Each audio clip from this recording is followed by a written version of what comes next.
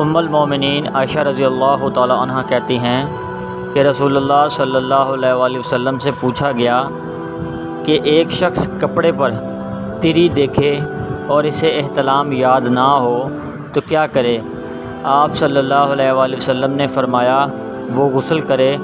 پھر آپ صلی اللہ علیہ وآلہ وسلم سے سوال کیا گیا کہ ایک شخص کو ایسا محسوس ہو رہا ہو کہ اسے احتلام ہوا ہے مگر وہ تری نہ دیکھے تو کیا کرے؟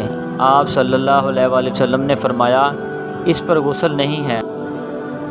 یہ سن کرام سلیم رضی اللہ تعالیٰ عنہ نے کہا اگر عورت خواب میں یہی دیکھے تو کیا اس پر بھی غسل ہے؟